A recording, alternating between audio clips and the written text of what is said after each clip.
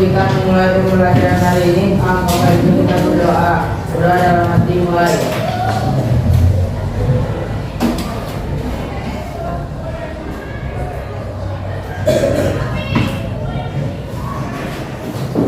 Sudah selesai.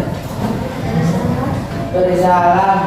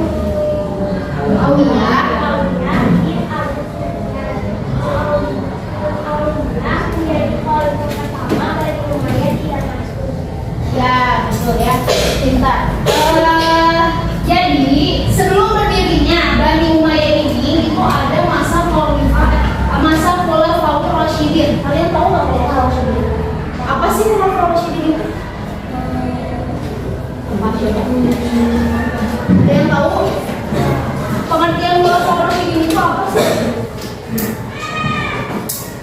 Gak ada yang tahu?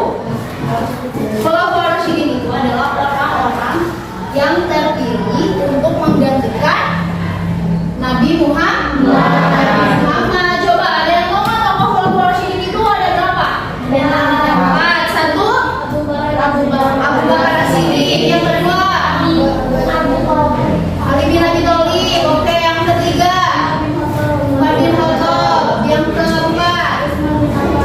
Jadi tokoh khulafaur itu ada empat. Nah, orang-orang ini itu termasuk sahabat Nabi yang meneruskan perjuangan Nabi untuk menegakkan Islam. Nah, setelah beres masa khulafaur ini berdirilah dinasti Bani Umayyah yang didirikan oleh siapa?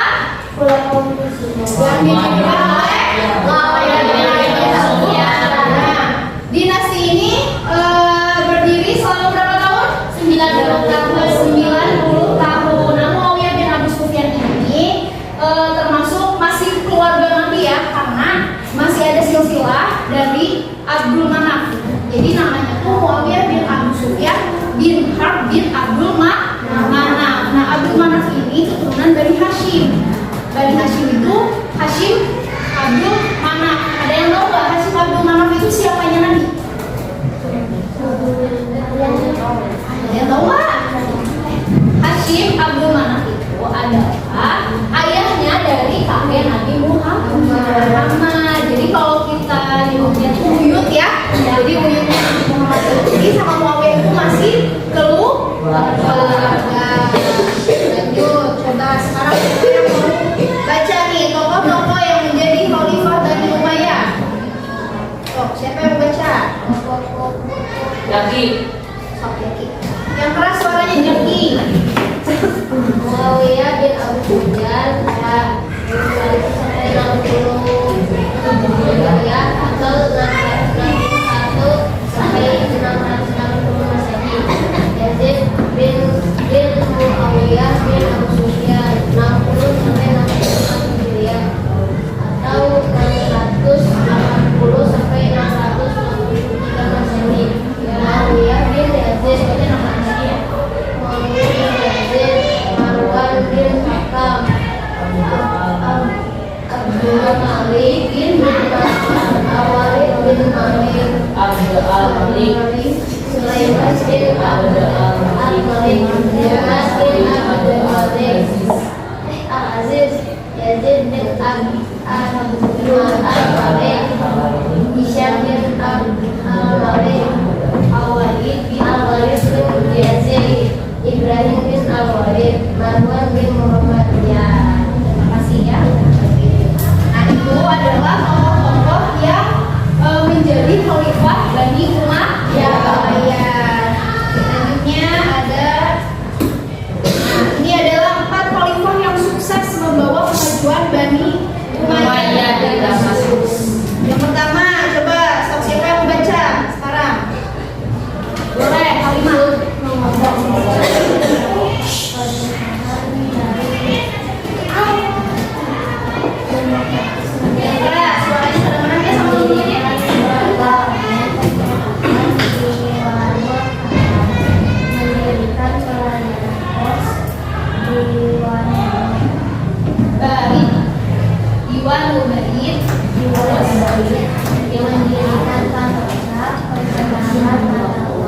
Jadi ini merupakan hal-hal yang dibawa perkembangan oleh Muawiyah bin Abu Sufyan yang mendirikan Bani Umayyah. Jadi pada masa Muawiyah bin Abu Sufyan ini, Muawiyah ini mengubah sistem pemerintahan dari demokratis menjadi monarki. Ada yang mau monarki apa? Demokratis, monarki, kayak gimana sih? Saya mau nggak? Monarki itu turun terus turun. Jadi kekuasaannya itu kalau demokratis kan dari warga yang memilih. Jadi ada yang mencalonkan terus memilih kayak Indonesia ya, itu kita kan pakai pemerintahan demokratis. Kalau yang monarki itu turun temurun. Misalkan kayak di Inggris masih turun temurun. Jadi misalkan nih Eka tuh presidennya. Nah terus Eka misalkan wafat atau pensiun, turun ke anaknya atau ke saudara laki-lakinya. Itu yang disebut dengan pemerintahan monarki. Nah, Muawiyah bin Abu Sufyan ini merubah pemerintahan yang tadinya demokratis menjadi monarki. Terus mendirikan departemen pencatatan Diwanul Harta. Jadi Diwanul Harta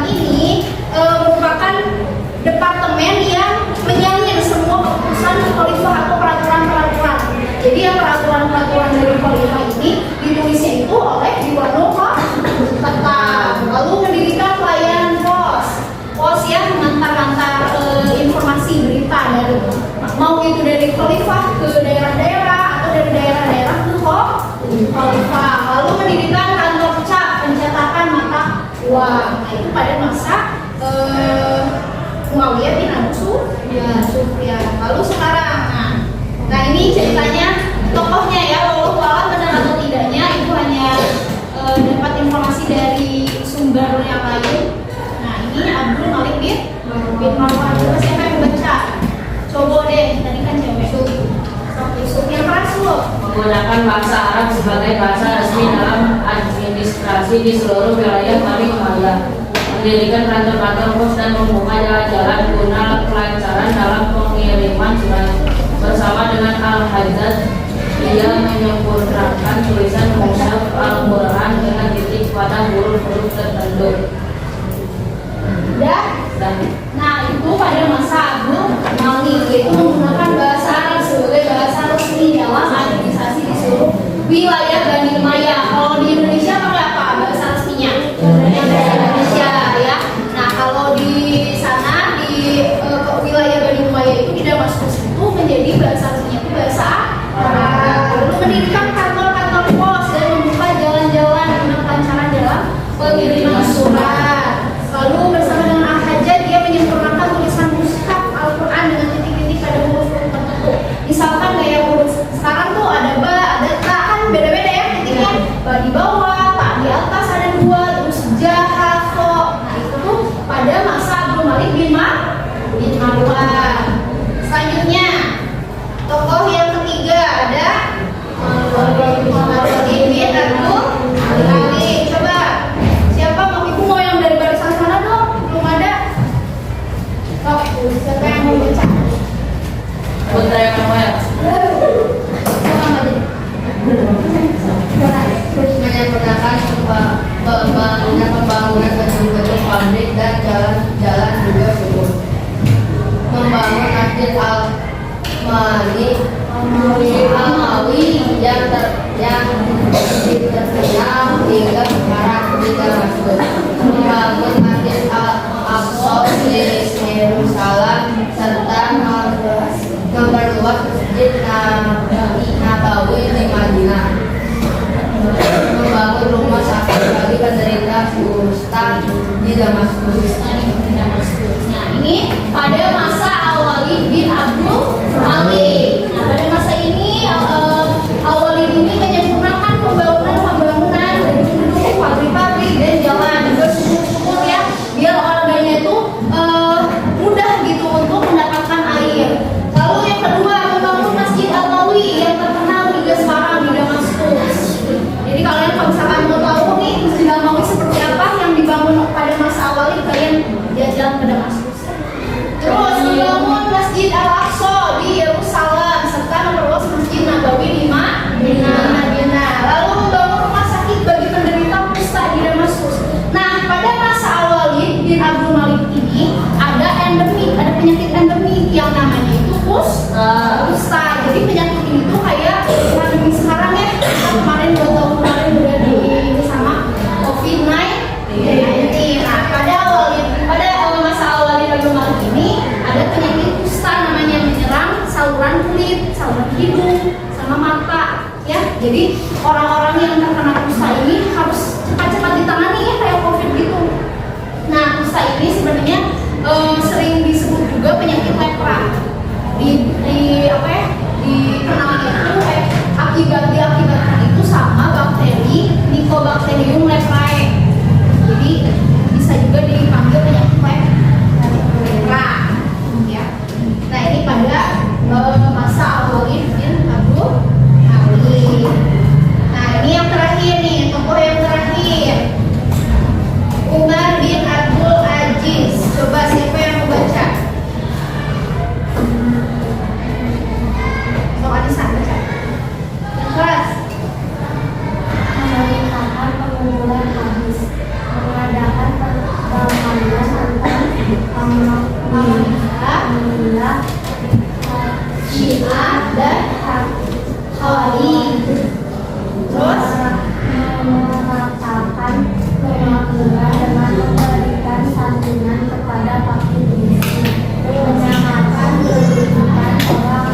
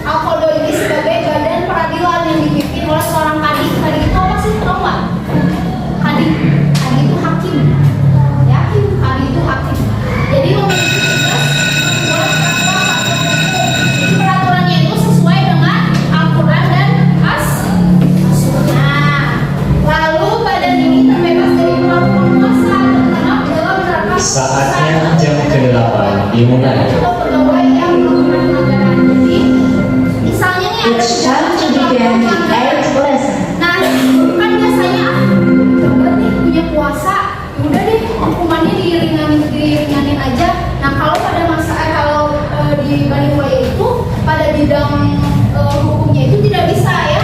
Jadi terbebas dari penguasa, mau itu penguasa, mau pejabat, kalau misalkan emang dia melakukan kesalahan atau apa itu hukumannya sesuai dengan yang udah dibuat oleh Al-Qadha tadi ya. Nah, lalu masalah kriminal penyelesaiannya itu ditangani oleh Badan Al-Hisbah. Jadi ditanganinya teh sama Badan Al-Hisbah.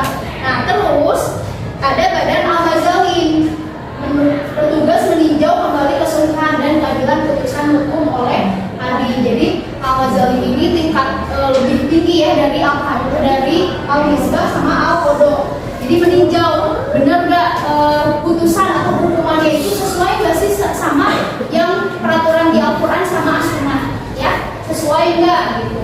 Nah, itu ditinjau ulang sama Al-Mazalim ya.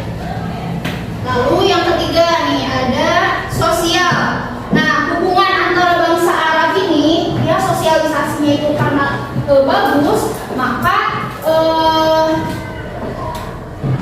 merupakan salah satu bangunan manual. Nah, ini Dome of the Rock ini tuh bukan gara-gara akibatnya dari hubungan baik antara bangsa Arab. Jadi itu membangunlah Dome of the Rock di Yerusalem, merupakan salah satu bangunan monumen terbaik di Bani Umayyah ya, Dome of the Rock.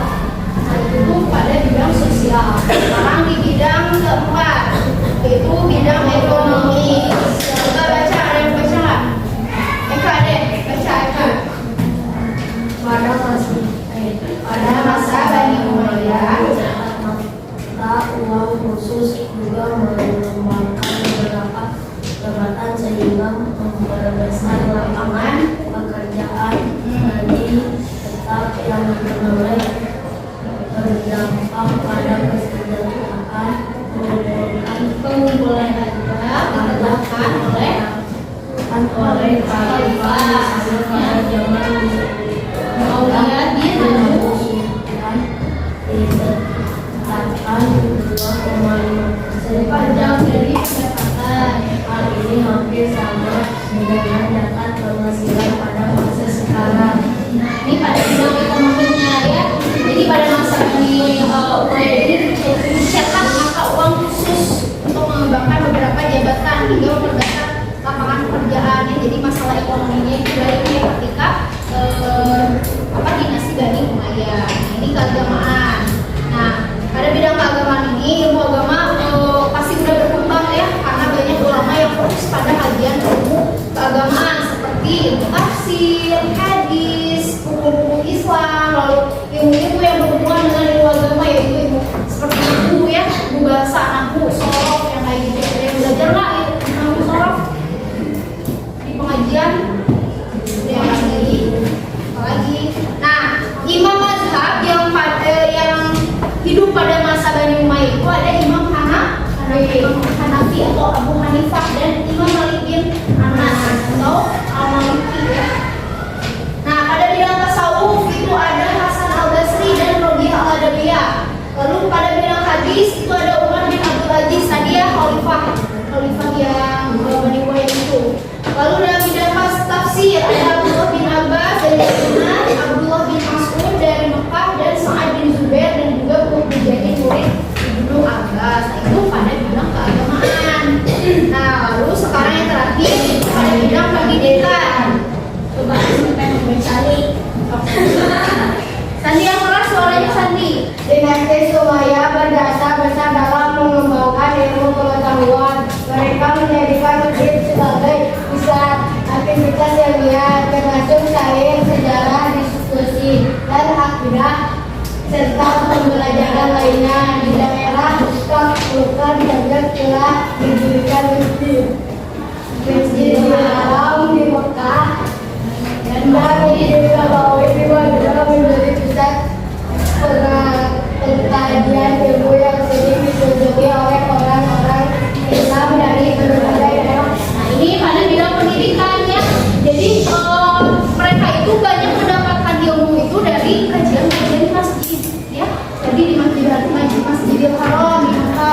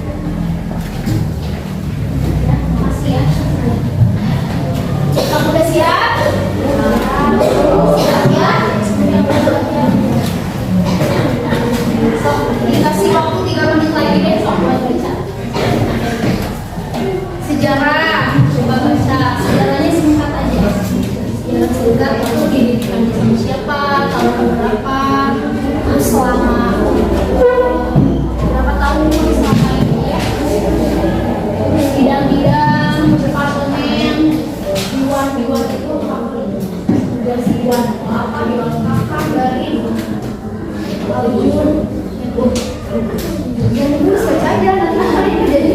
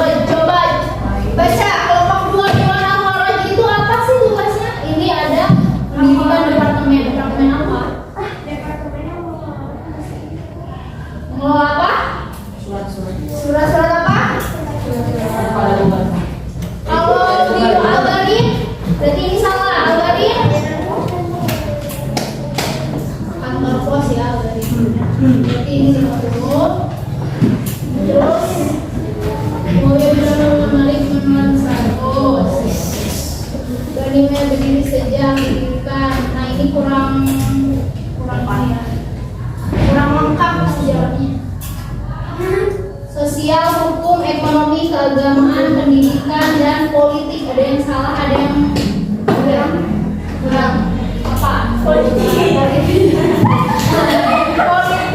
Nah, politik itu masuknya ke pemerintahan harusnya ya. Tapi gak apa-apa lah. Sekarang kelompok 3. Nah, ini didirikannya sama siapa? Ada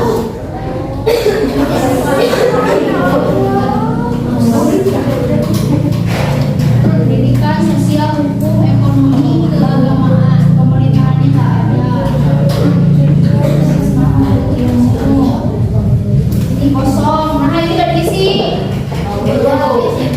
Pendidikan, ekonomi, hukum, sosial, keagamaan. Nah, ini pemerintahannya tak ada. Nanti hukum yang ada. Bukan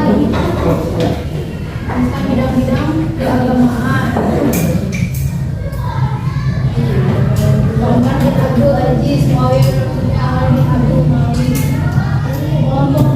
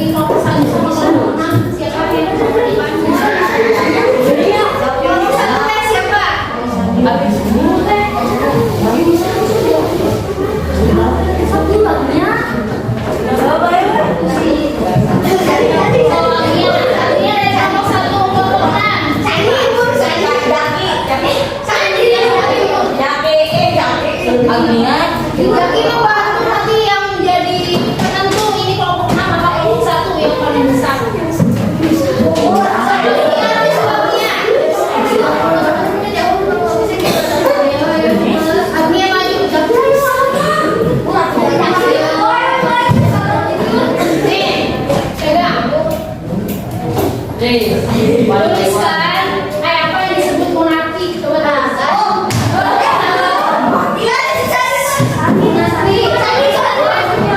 Tadi udah dijelasin kan ada pemerintahan demokratis dan ada yang monarki. Coba kan? Di mana? Di sini cepat.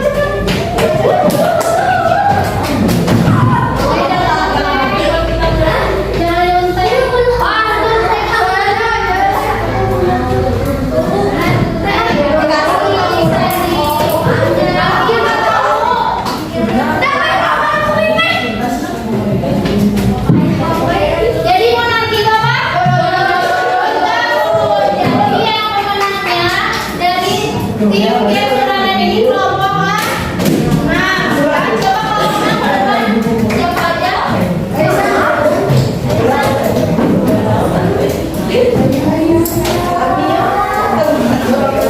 Berapa orang? 5 orang. Ya, ada yang nggak masuk. Nih, jadi dia harganya ya, itu cuma buat sebagai semangat aja. Kamu. Ami banget nanti bos kami. Bukan dulu tepuknya.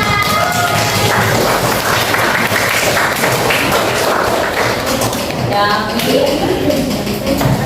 Jadi kalian kurang ya tadi bacanya berarti masih banyak